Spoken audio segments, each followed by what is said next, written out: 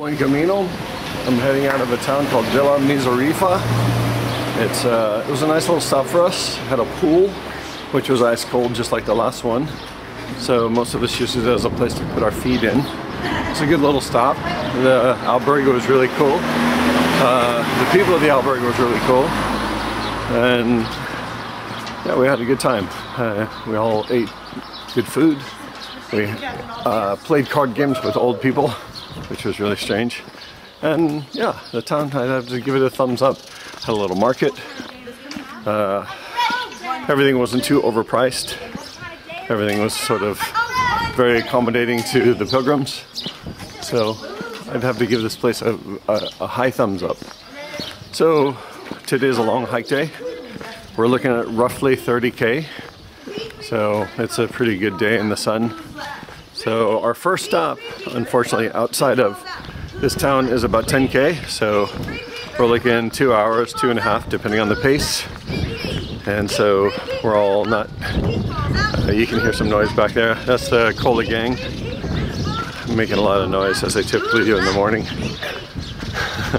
They're a loud group, I'll just say that. But yeah, so it's going to be an exciting long hike day. Hopefully it's more scenic than the last few. The last few have been very long and drawn out. This section of the Camino they call the Masada is it's exceptionally boring walking. It's usually straight. It goes through long stretches of land without a lot of scenery and not a lot of distractions. So it's not like the first part, which you're sort of distracted by the scenery and the beauty, which is actually sort of amazing. This part is more like you're sort of stuck with your thoughts. So it's the kind of place that if you have internal issues, they seem to bubble up to the surface. They find a way. So I'm sort of looking forward to more of that. I feel like I've had a chance to really process a lot of the crap I'm going through in life, I guess. And this is the place where it really seems to come to the surface. So I guess I'm happy about that, but at the same time, I'm not looking forward to it 100%. So, all right, buen camino. I'll check in later. It's me again. It's a little later in the morning. Been walking for a little bit. I always sort of feel a little interesting feeling in the morning. In the morning, your feet don't hurt. You have a great deal of optimism. Later in the day, my feet will be aching. I'll be begging for a stop. I want to take my boots off. But in the morning, it's usually just this. Open fields, beautiful pastures, fields, a lot of farmland out here.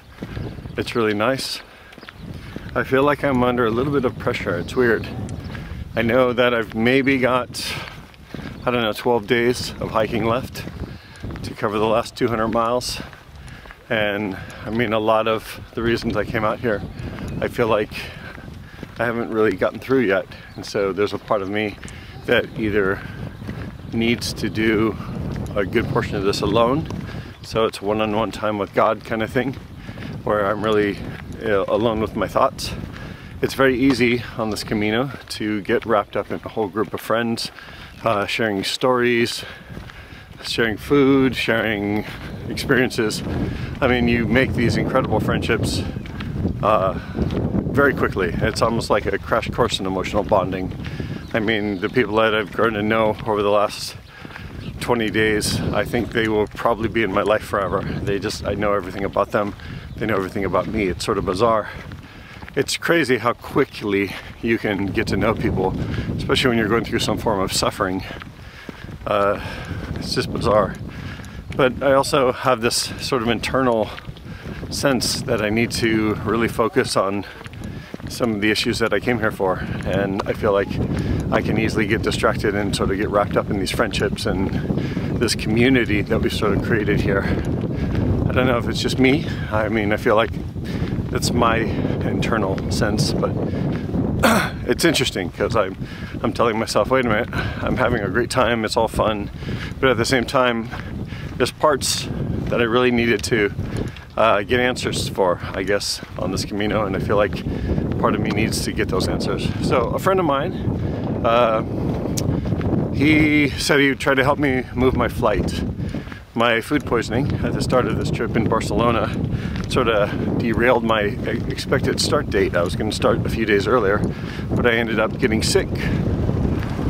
And as a result, I'm sort of under a time crunch to try to either finish this early or extend my flight. So I didn't hear back from him yet, and if I can extend my flight, well, I will take this at a more slow and leisurely rate. If not, I have to sort of skip up maybe, I don't know how many, maybe 100 kilometers even, just to get closer so I can make my flight. But such is life on the Camino. A lot of people are doing that. All right, so I'm walking out. I don't know if this will come out really well. This is just a, I don't even know what it is, but you can see on the top, there's a stork nest. It seems like every high peak in Spain, whether it's a church, whether it's a building, will have a stork nest. And they are elaborate nests. These things are like massive. I mean, that thing, I don't know if it shows on the video or not, but it's got to be a good 2, maybe 3 feet tall. Just in twigs and branches. They're very industrious birds, and they're everywhere. So we sort of have this running joke that all the storks aren't doing their job because the population of Spain is not really increasing too rapidly. They need to be busy, so.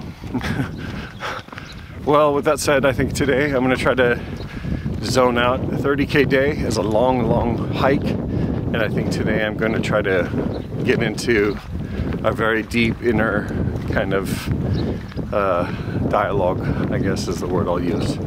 So with that, I'm going to say buen camino. By the way, yesterday, coming to this town, it was actually probably the most dangerous of the days. I'm going to show you now. See this car coming? And you can see them coming. They come very fast. It's the same thing. The last day was very dangerous. These people, sometimes they wouldn't even slow down. They're going by, I swear it was like 70, 80 miles an hour. And some of them were quite cruel. They'd honk, they'd flip us off. It was like, you know, I don't know. It's like the pilgrims, I think, in my opinion, some of these towns are kept alive by the business brought through by the pilgrims. These towns have nothing in the way of commerce or economic anything, yet instead of being treated with respect, we're sort of treated as a nuisance. And yesterday, oh my God, it was just horrible. The entire road, constantly very close traffic at high speeds. Probably the most dangerous of all the days so far, even more so than going from St. John to Roncesvalles, which had a lot of traffic go by. Even a person got hit during my time. Apparently somebody got hit by a car because the visibility was so bad, but yesterday was not fun. I mean, a lot of us were angry. We wanted to say some nasty words at the drivers because they were not being very kind. So, with that said, beware of the leg before the town I just came into, because here's another car. I don't know if you can hear it. I can hear it over my shoulder, so I'm just staying off the road. And I'm thinking this car is actually going politely slower than the last one. Thank God. So here's another. This is what we have to contend with on good portions of the Camino. It's not all trails and beautiful stuff. Sometimes it's highways, and you gotta watch yourself, okay? Well, with that said, I will go. And if something really deep and profound comes, I'll add to it, you know. Adios.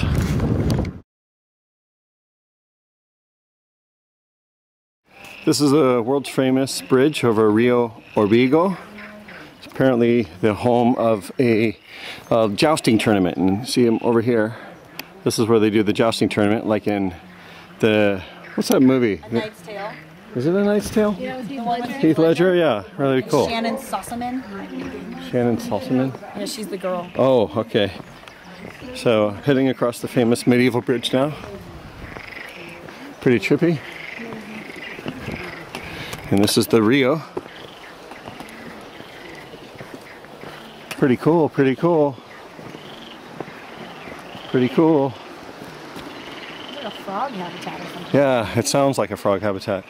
All right, wait. Here, all of you get to my right so I can film you. All right, what are your feelings as you come across? I'm currently wondering if they're setting up the circus over there. Are those bumper cars? Yeah, it looks like a carnival being set up. It's definitely bumper cars. Let's stay here. Say hi, Brittany. Hello. Brittany, I haven't interviewed you yet. Why are you doing the Camino? Oh man. While you're on the medieval bridge, come up with something good. This is going to go viral on YouTube. Oh no. This is so intense. It's such a historic moment on a historic bridge. I guess I'm here to seek God in a historic pilgrimage. All right, that's cool. That's a really good reason to be on a Christian pilgrimage. That's good. Me too. It's sort of one of the many reasons I'm out here. So, this is pretty nifty. And they are setting up a carnival, obviously. Yep. There's a bar over there. I think this is the circus that's been stalking us, whatever city we go to. Yeah, there has been a lot of signs for it. Yeah, I got a picture of the clown. That freaked me out. They've got some superhero thing going on too, because there's always pictures of Yeah, I saw that. That was pretty weird. With and DC and Marvel comics they mixed them crossed. up, right? Yeah, since when does Superman hang out with Wolverine? You know? Although that would be pretty awesome. That would be pretty cool. I think the river at one time must have been longer. Bigger, yeah. Well, but I mean the jousting, Yeah, this is pretty nifty. there probably wasn't a river in the jousting arena. Love to see some jousting. That would be so Do you cool. think they'd let us in? We could reenact. Hey, we got our trekking poles. That can be our joust. Well, and also, if they're setting up a circus right here, there's no saying that they might not be reenacting. That's true. Very true. All right, so what's the name of this town we're coming into? Hospital de Orbigo. Wait, say that again, Brittany? Hospital de Orbigo. You read your book, didn't you? I did read that book. And the sign when we walked into town. Doesn't let me down. You just have to be a smartass about it, don't you? Usually. Yeah, okay. Tiger can't change its stripes, right? All right, say it one more time. Me? Yeah, what's the name? Say it again. Hospital de Orbigo. Hospital de Orbigo. All right. We're gonna want to say it again. That's the town we're going into. It's hot. We're gonna get some Coca-Cola. It's hot. Wait, let me get this for you. This is wild. This looks really big tiger. Where'd the tiger go? Oh, okay. I've never heard a tiger bark like that. So.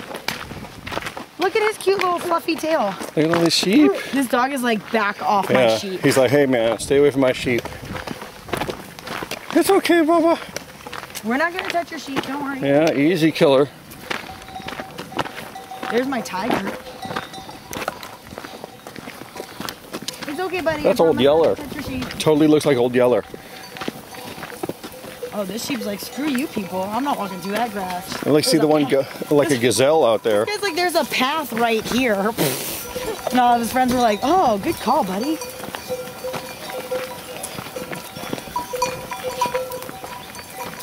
Oh, I need a little snack. It's been a long day. This is wild. Why are you guys rushing me? I'm trying to eat.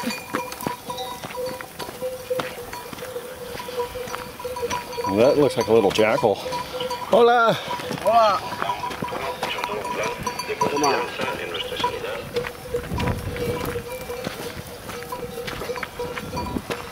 It's like a sea of sheep.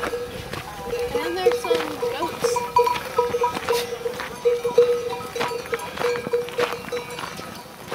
And there's a puppy again. You just run that dog with a tiger. I know, it looked like a tiger.